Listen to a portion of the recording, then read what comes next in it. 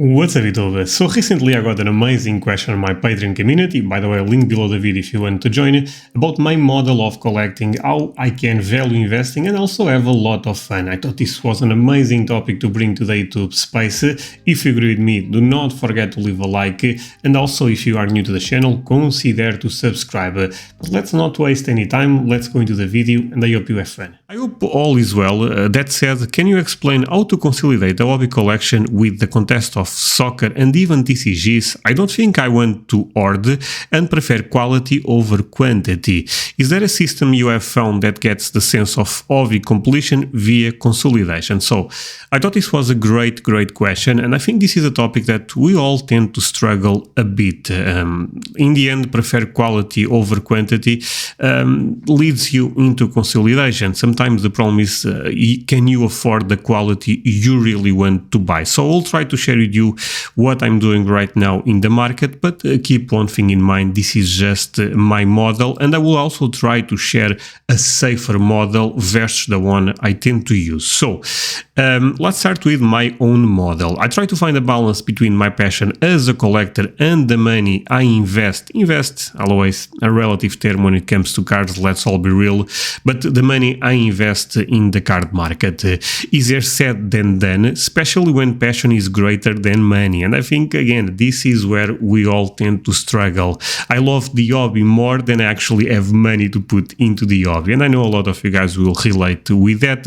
Of course, there will be levels. There will be people that want to buy 10k cards, other people that want to buy 100k cards, and people that are struggling to buy $100 cards. So we are all in different paths, in different journeys, but the same logic can apply to all the four profiles I'm sharing with you. For me, it's important to have a plan / goals in the short / medium and long term. I'll always be aware that these goals can change with increasing knowledge. So this is something that I don't see a lot of people talking about. I see a lot of people saying this. Okay, when you start in the soccer card market or in the Magic market, does not matter, to be honest. You have to have a plan, you have to have a goal, you have to enjoy. All of that is true. But you also have to be aware, let's say, when you start in the soccer card market, your dream card may be, I don't know, a 77 Maradona Pog or a Mega Cracks for Lionel Messi. And maybe in the future, that's still your dream card, your ultimate goal in the hobby. But you also have to be aware that the more time you put into the market, the more your perspective changes, and with knowledge you may start to think, you know what, actually the Messi 7 on Bis is not even the card I want to acquire.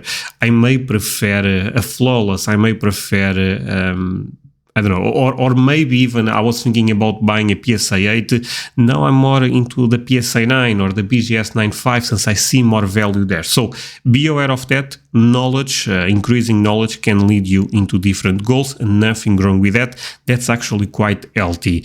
Personally, it seems healthy to me to have a niche market. It could be a player, a set, or even other card market that you find joy collecting, in which with little money again, although those terms are always very relative and will be different from people to people. But with little money, you can collect a lot. This is particularly important when collecting is a passion. So this is my model.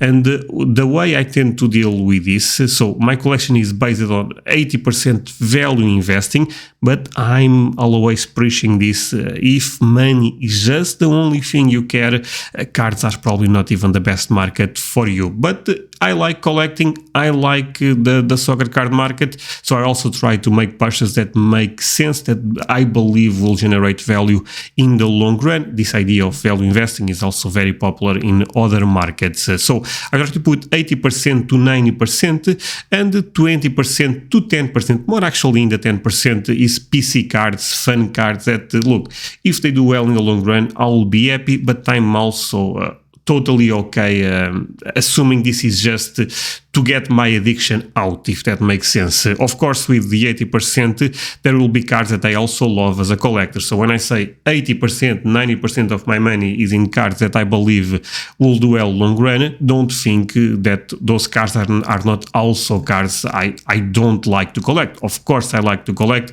Of course, I try to mix both things.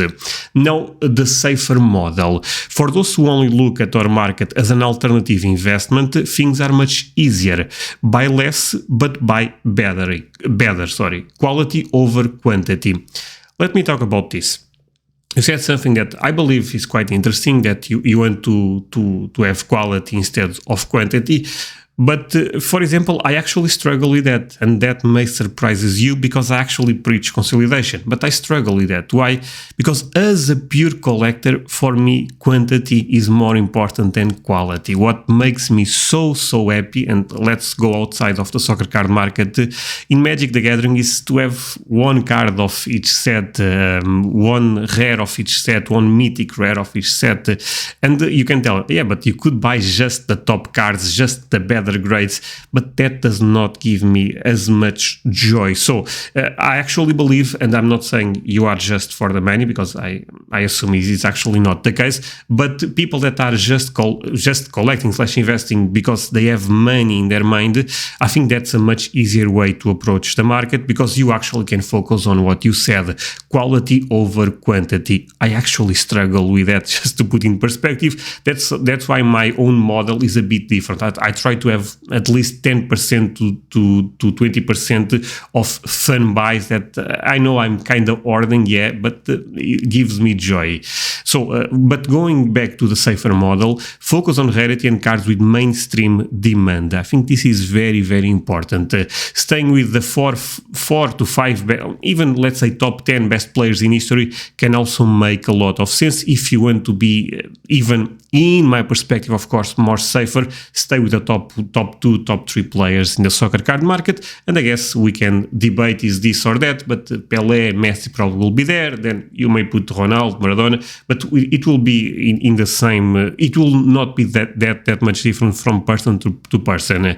Don't try to collect all the players, all the eras, and different sets, at least at the beginning. This applies honestly to my model, but I'm already in a different journey when it comes to putting time into the market.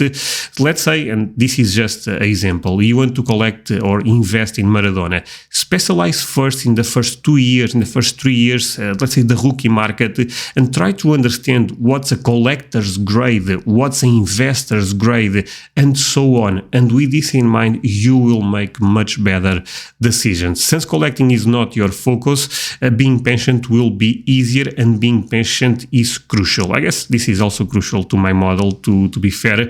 But if you are just investing, be patient, do very smart plays, like you said, quality over quantity, focus on the best sets, focus on the best player, and if the card market does well, you probably also do well. Does not mean the safer model will be the model that gives you the most return, because you can even make an argument, yeah, maybe if the market grows as we all expect, investing in a top 20 player instead of a top 10 could make more sense, because the entry point will be so lower, and the demand in terms of a percentage may increase more on players that are not super relevant. Super relevant right now, of course. All of that can be true. I'm sharing with you the safer model and also my own model. My own model, honestly, is a mix of a safer model with some fun inside of that.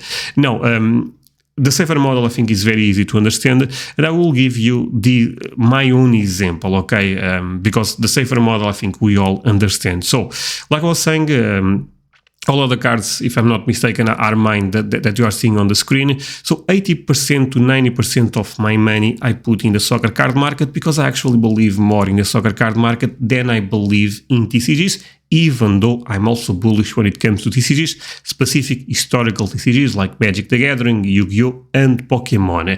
But that said, I think our market is so special that I try to, when it comes to investing in collectibles, most of my money goes there.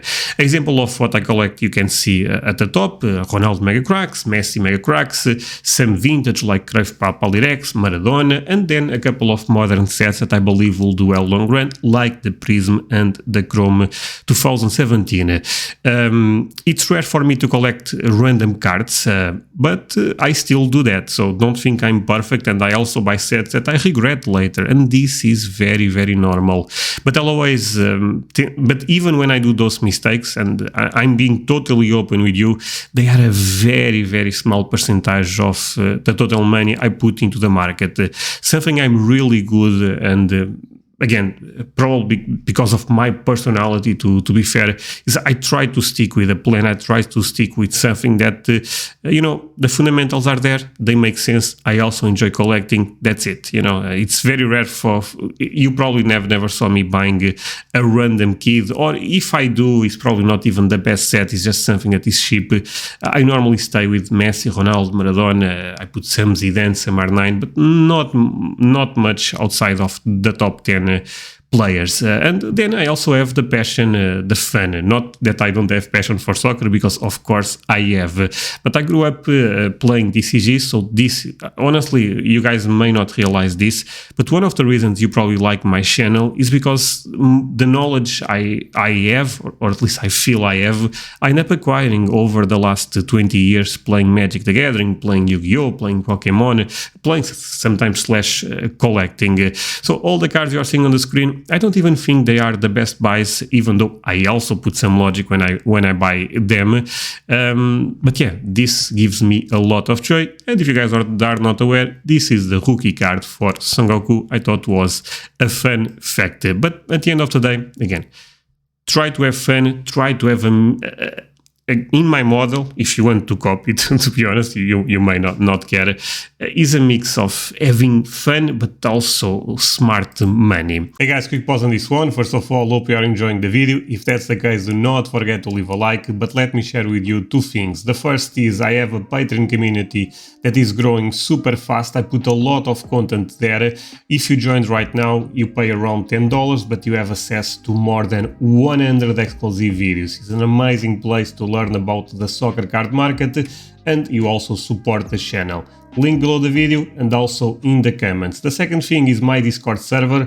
We are more than 1,000 members. I'm gonna say it again, 1,000 members, and it's an amazing community, an amazing place to interact with me, to interact with other collectors, to learn and share about the soccer card market. Similar to Patreon, link will also be below the video. If $10 is a lot of money to you, don't feel pressure to join the Patreon. For me, it's not super relevant. Of course, I would love to see you there, but at least join the Discord. That's totally free and is an amazing place to learn about the soccer card market, like I said a couple of seconds ago. Now let's continue with this one, and I hope you have fun. I know I repeat myself a lot on this topic, and I will conclude my perspective on this, but if passion isn't what makes you collect, this market loses a lot of meaning. So I'm just I talked about this on my Discord a couple of times. One of the things I'm collecting right now, and to be fair, I'm putting more money than I should there. This ended up becoming a goal that is actually quite difficult. I'm trying to collect most of the key cards in Portuguese when it comes to TCG. So you are seeing the Pokemon base set Portuguese, sometimes not even the best grades. That's a PSA 6. I also have PSA 9s, PSA 8s. But I mean, it's a goal. Do I think the Portuguese cards will do that well in the long run? Maybe, but maybe not, But I'm aware of that, and like I said, that's fun money, that's PC, and for me, that makes me to stay focused in the market, because I always have something that with little money I can have a lot of fun. However, having a passion and wanting to invest money intelligently is normal and healthy. In everything in life, we must be balanced, and I think no one disagrees with this. Collecting is no different. I personally believe that high-end is one of the riskiest markets to invest in the soccer card market, so this is going to your argument about quality, but other people disagree, and you may disagree with me. Nothing wrong with that. Find your own path, find what works for you. Look, I think high-end is risky, looking at comps, looking at the results we can compare right now versus the median stuff. For example, But I'm more a specialist in the mid-end market that I am in the high-end market. And if you are really good tracking Flawless, tracking Noir, all of those sets, you may do very well. So it's also about what you know. Only time on the market will bring you clear answers. My model is certainly not perfect and will not work for most people watching this video, so be aware of that. And that's not even my goal. I'm just sharing with you what works for me. Find your own journey, find your own path. And look, again, people watching this, who cares about Portuguese cards? No one's apart from me, most likely. So you, instead of you collecting Portuguese cards, you may have to collect a baseball player that you grew up watching, that you actually can collect for little money and have you some sense of relief when it comes to, let's be real, the addiction we all have to purchase stuff. If you don't have that, fantastic. But I know other people watching this video will relate what I'm saying. So guys, yeah, I thought this was honestly an amazing question. Do not forget to leave a like. This video most likely will go to YouTube. This question in particular, since I believe is one I should share with all of you guys on the Patreon, on the YouTube side. Let's move on to the second question. And that's it, my friends. Hope you end up enjoying this video. If that's the case, do not forget to leave a like. Also consider to subscribe. And another thing that is so important, check all the links below the video. I will leave a link for my Discord server, totally free to join. More than 1,000 members, an amazing community to talk about the soccer card market.